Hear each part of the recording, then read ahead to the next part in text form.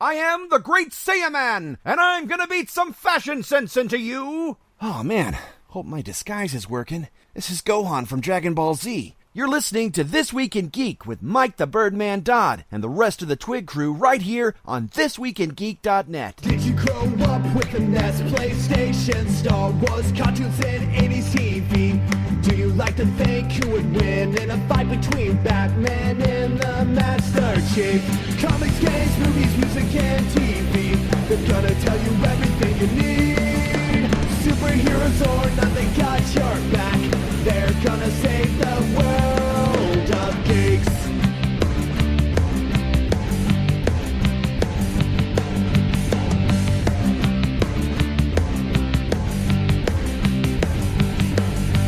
Comics, games, movies, music, and TV.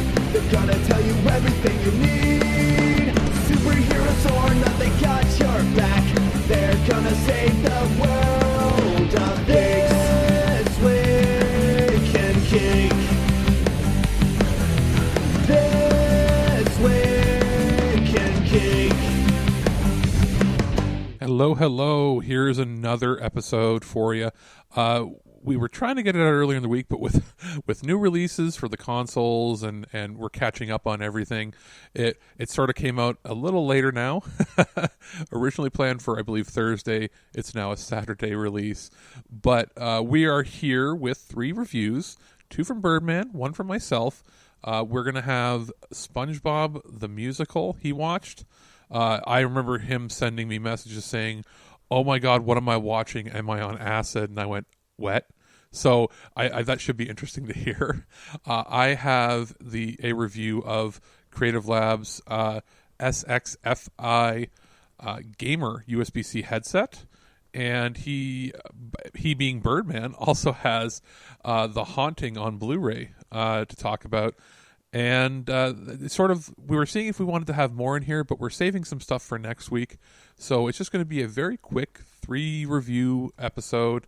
And I'll be back sort of at the end just to talk about what's coming up on the show, because there's a fair bit of stuff until we go on our quote-unquote break, which isn't really a full break, but a break from the main show, starting the first week of December. So without further ado, here is SpongeBob the Musical. This is a fair request, and I promise I will not judge any person only as a teenager, and that this is no more right than saying all teenagers are drunken dope addicts or glue sniffers.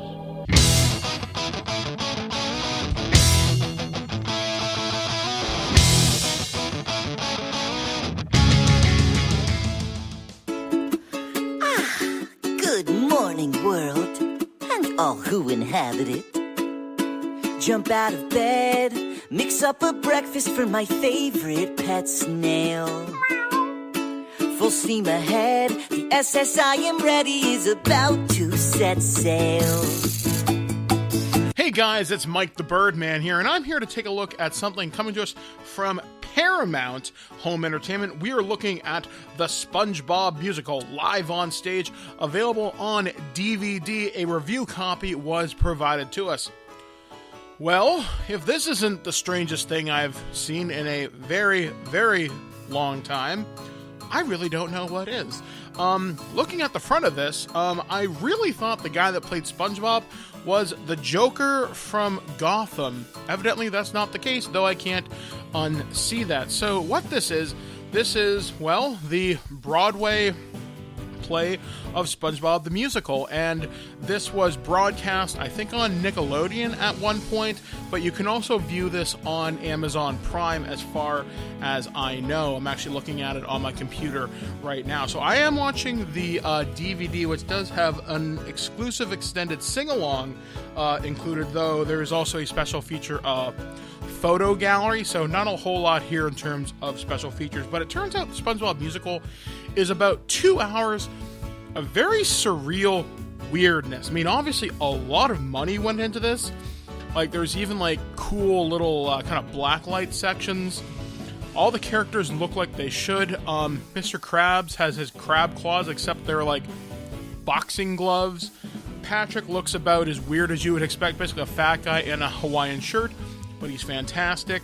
2 characters that I think steal the show is Plankton, because he kind of reminds me of the live-action bad guy from the Kim Possible movie, and like one of the guys from the Yakuza games. Just that weird vibe with the like eye patch.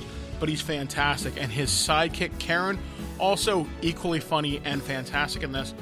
And then probably Sandy Squirrel is surprisingly good in this as well. Obviously, this is a lot of musical numbers.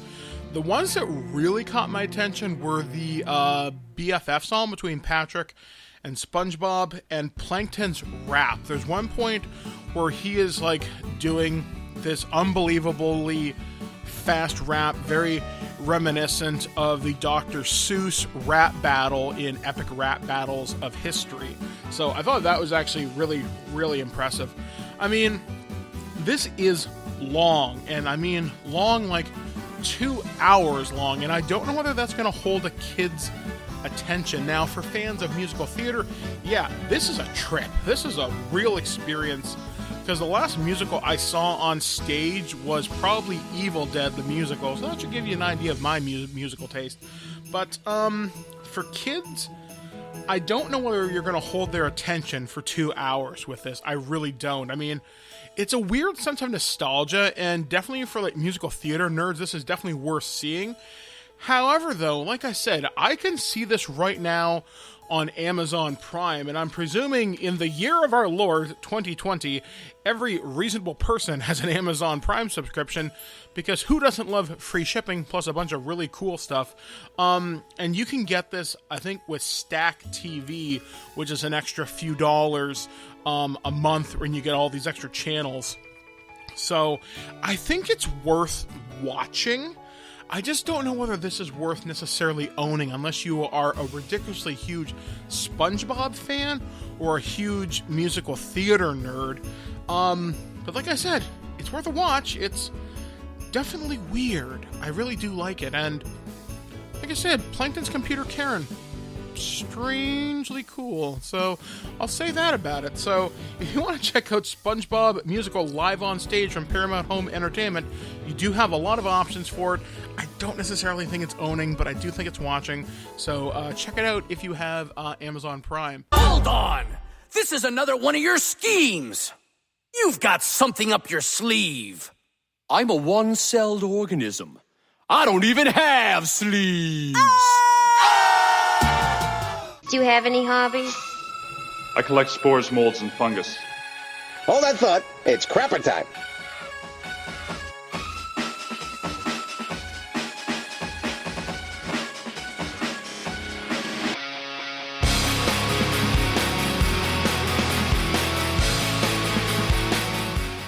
Our friends at Creative Labs sent over 2 of their newest headsets to check out just in time for the holidays and I guess new game console launches as well.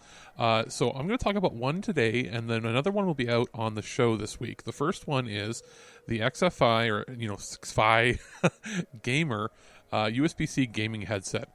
So last year we reviewed the XXFI, I think it was the theater, or cinema theater, yes, that's what it was, which was a pretty good headset, and actually I had been using as one of my gaming headsets on console, which was, kind of surprising to me at the time. Yeah, it was the XFI Theater. It was a wireless headset that does have a jack to plug in manually, but it's sort of designed to be used in the wireless setup. And after a year's worth of use, it's still great. On PC, occasionally I was getting a little bit of crackle, but that was interference with one of my ports. But I was using it as recently as this week on the PlayStation 5, because it's one of the few headsets that, like, out of the box, plugging in the USB worked on it, and it actually detected it as a virtual surround headset, so I could actually set up the 3D surround, and it was almost as good as the built-in one that Sony offers with their 3D headset, which is surprising considering there wasn't any special drivers or firmware updates I had to do to get it to run, but it helps that it uses that technology where it scans, you take a picture of your inner ear, and then it will set up for you and give you the best sort of sound spacing and soundscape. Well, what this is with the XFI Gamer is the wired version of it. And what it does is it uses USB-C as a cable to charge and then connect. Sorry, not charge. It just connects that way. But I wanted to test it out on a few different devices to see if I had the same experience, because these are powered by USB and that they're plugged in and they go. Now, I found it to actually be higher quality than last year's headset, and that's probably due to the fact that it's wired and it's being used as like a USB wired audio DAC device versus having the implications of wireless. In plugging in the manual headphone jack into the other set of headphones, it offered roughly the same quality, only here it's powered, which means it has its own built-in DAC, which is great. Now, the USB cable is a USB A to C, and you can there's adapters you can use if you want to use A to A or whatever, or sorry, I guess it would be C to A to make it go. Otherwise, it's just USB C to USB C. Now, plugging it in, I was able to get it to work with my phone, which is a TCL, the new one that came out last summer. I actually tested it out on my old phone, which is actually now my mother's, which is a Pixel 2. So I was able to use it as a USB headset device there and get full quality audio through that. I was able to do it on my PC by plugging in to a USB-C port that I have on there. And I tried it on the PlayStation 5. And, great success, actually. Plugging it in, it works right out of the box. It just, boom, detects it as a headset. I get to use the microphone. I can control everything with, the built-in PlayStation settings for that. It seems to work pretty much on everything I throw it into. It's got to have some sort of, I guess, universal driver that seems to work. Obviously, using it on PC, you get the sound control device, the SXFI control device, and if you use it on your phone, you can actually take pictures and do all that holographic stuff to get the best experience for your ears. There is RGB light rings on the side, which is a fancy, nice little treat. The boom mic is pretty good. They call it a commander mic, and it's not the best on the market, but you're not spending hundreds and hundreds and hundreds of dollars in this. It has an MSRP of about $130 US, which for that, it's fantastic with 50 millimeter drivers, full dynamic range. It doesn't appear to be colored in any way. Like, it's not overly bassy. It's not overly on the treble. The mids are a little more pronounced, which is good for when you're having chat. So when you're mixing the chat mixer to try to hear more voices, you can actually still make out the voices clear, even if you have the music on the game a little louder. So it's got a really good balance there. The actual cable for it is surprisingly well made. It's a Kevlar based, very durable cable. Like, you're not going to have to worry too much about bends. The design of how the headset actually sits on your head and the cups and the cushions are same as last year's model that I tried, and well made, especially at that price point. Really surprised overall that they were able to get everything in here. I was expecting like a $200 price point. That's sort of the kind of device that it is. So the fact that it's $129 is pretty good. You probably pick it up actually right now on a decent deal. It won a ton of awards at CES when that was still a thing. Who knows if we're going to have one this year? But overall, very, very impressed. I think I'm going to switch to it as my driver for playing games when I'm just purely playing on PlayStation. When I'm going to be streaming, I will probably be using it with a combination of a different, more pro mic if I can get that setup working, because you want to improve the audio for that. But as far as for communicating with your teammates when you're in a group chat, it's pretty fantastic. And you could get by recording podcasts with it if you wanted to. If you didn't want to invest in a whole mic setup, you can actually use that as your all-in-one, which is pretty impressive. So I'm going to suggest that if you're looking for a new headset, especially to use on PlayStation 5, and maybe you can't find the Sony one, or you want something that has a wired solution that maybe is more universal, that works with pretty much everywhere you plug it into, and has, I'll be honest, a lot better build quality, and even in some cases better audio quality than the Sony's PlayStation 5's headset, this is going to be a pretty good all-rounder for you. Basically using geeks. Leave me alone, geek boy. Holy shit, you geeks are badass.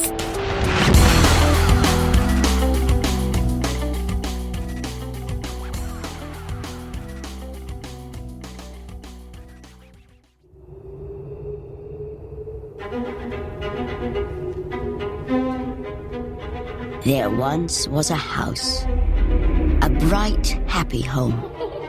Something bad happened. Now it sits all alone.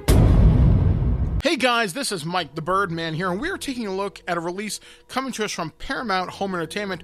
We are looking at The Haunting. A review copy of this movie was provided to us. Okay, so I first saw this movie when this came out in the late 1990s. I actually saw this in a little theater in my old hometown of Owen Sound with my friend Jared. And, well, it was supposed to be a scary haunted house movie. I remember laughing hysterically because at one point in this movie, a skeleton jumps out of a fireplace, and my friend said, "Ooh, Bones, what's it gonna do to you?" We were laughing so hard the theater screamed we almost got kicked out. Good times were had by all. So, the story of this movie, in short, it's about this woman named Nell. She's been looking after her sick mother for a number of years. She's about to be evicted from her apartment. Then she gets notice that she can participate in this sort of sleep study for insomniacs. But the catch is you have to go to this house, and you're going to be paid like $900 a week to have them study your psychological profile. It's led by Professor Liam Neeson, I'm just going to call him that, and Catherine Zeta-Jones and Owen Wilson are also along for the ride. Also, sidebar, Owen Wilson, I think this is probably one of the first movies I ever saw him in. And he is so Owen Wilson in this, it's a little ridiculous. He actually does that. Oh, wow. It's like anybody who ever writes for this guy has to put him saying that in the script somewhere. I'm pretty sure it's like a clause in his contract. Anyway, back to the movie. They're given this supposedly cover story about the place. Oh, yeah, it's got this really awesome backstory, and the guy really wanted children, but obviously something was very wrong. He was evil, child ghosts. Ooh, spooky stuff happens. And in the end, not too many people get through this necessarily the way they want to, and Dr. Liam Neeson doesn't get what he wants. This movie, upon rewatch, I watched it last night with my wife.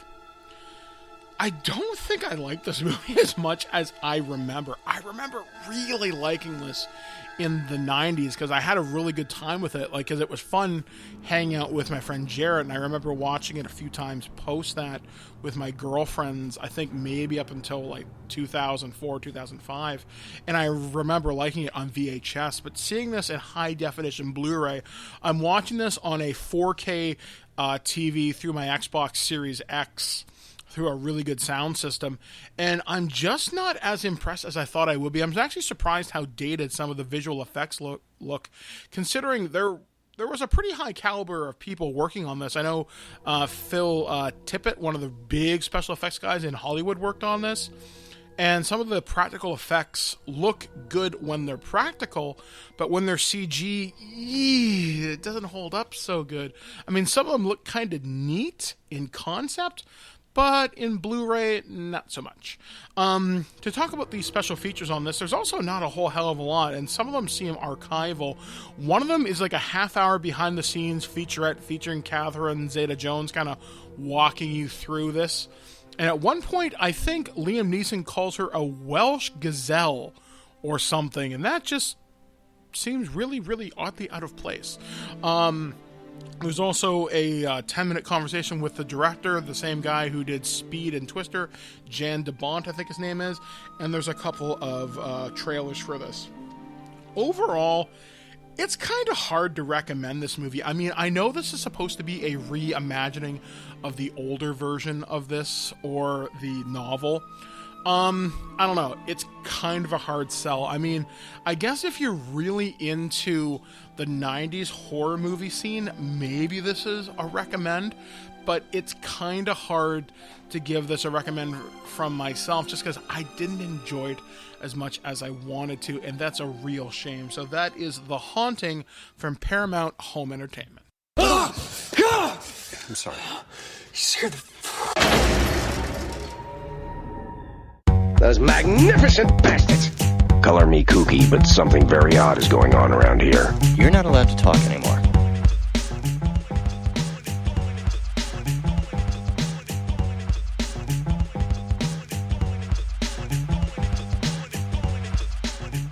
Okay, so that's going to do it for this quick Turd or Treasure episode.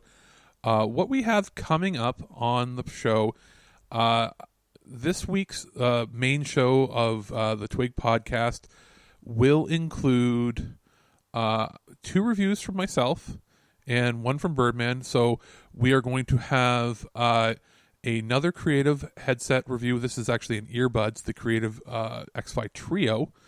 Birdman will have his review of the Hyrule Warriors, Age of Calamity. So he's been playing that and having a lot of fun. And I will have my review of the Roku Stream Bar, which is an interesting hybrid device of a soundbar and Roku HD 4K device all built into one. Just in time for, I believe the sales are still on for that, so you might want to check it out because there's a pretty hefty discount actually. And then as far as what's coming up on programming this week, we also will have an episode of the Prototype where we're going to have a quick review from myself, just talking about my experiences streaming and playing the new Immortals Phoenix Rising, that was formerly known as Gods and Monsters from Ubisoft. We're going to have an extended review coverage of that, I believe, either later in the week or following week once Birdman completes it, because he was on assignment for a couple other things. And I wanted to sort of get into, how our experiences were with streaming so far. It's the first game that we've, in an official capacity in either many years or really ever, gotten early to stream, that we were set up to stream and were able to stream because of the new technology with the new game systems without us having to revert to using other hardware.